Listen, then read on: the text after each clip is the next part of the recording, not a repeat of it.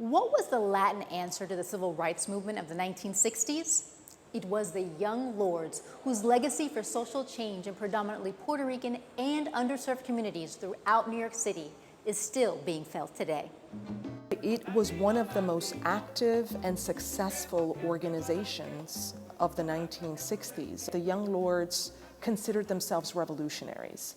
They believed in the independence of Puerto Rico, which they believed would only come about through revolution, but they also considered themselves socialists. And they fought racism and police violence and brutality in poor neighborhoods of East Harlem, the South Bronx, and the Lower East Side. The Young Lords were a group of first-generation Puerto Rican college students who took their cues from Marxism philosophy and the civil rights movement. They embraced other young minorities into their organization. They engaged in protests that were savvy, strategic, that involved the community. They occupied Lincoln Hospital right here in the Bronx. They engaged in protests around issues of public health.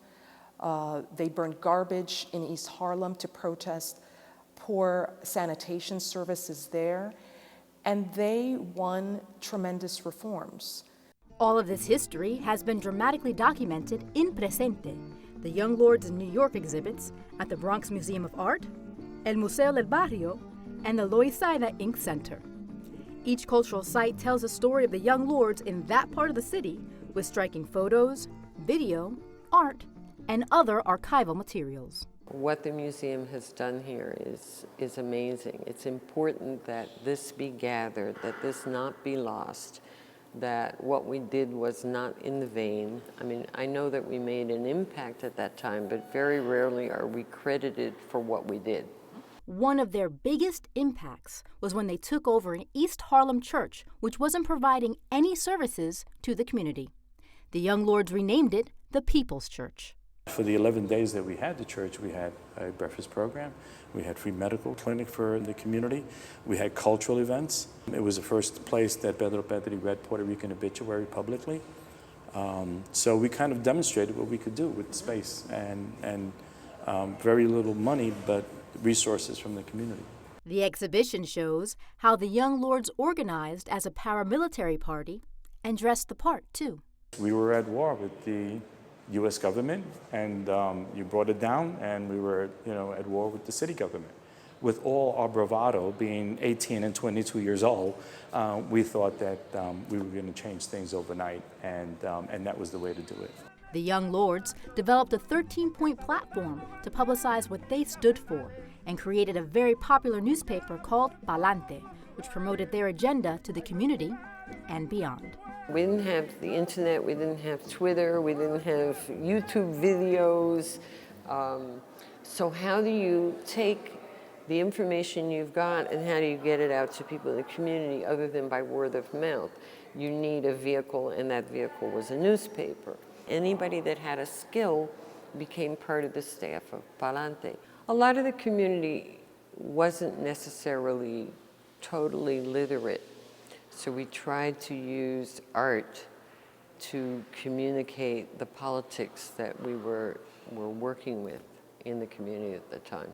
Denise was the highest-ranking woman at the time, but like many women who were active in the Young Lords, she felt frustrated by the sexism within it. That machismo should be revolutionary and not oppressive. And, well, that's an oxymoron.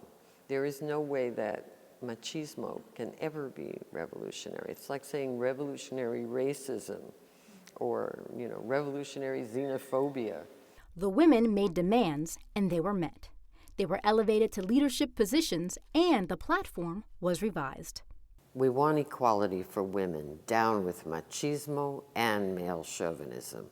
We wanted to deal with all the isms, the sexism, the racism that we grow up with in this society. And that, along with all the other ones, was not an easy one, because where we come from and, the patriarchal families that we all grow up in. The Young Lords also inspires a generation of artists who have been active in the 60s. But all of a sudden, the fact that Puerto Ricans are being discussed in the mainstream media gives them confidence to form their organizations and their collectives.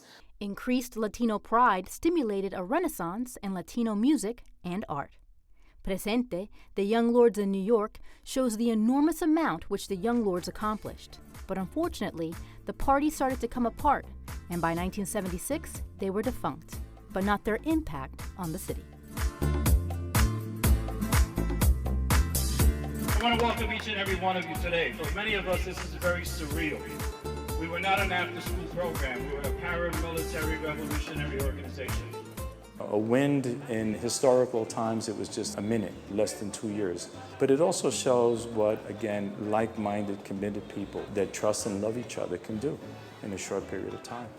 That 5 people can get together in an apartment or on a campus and decide to start a movement that can change the world.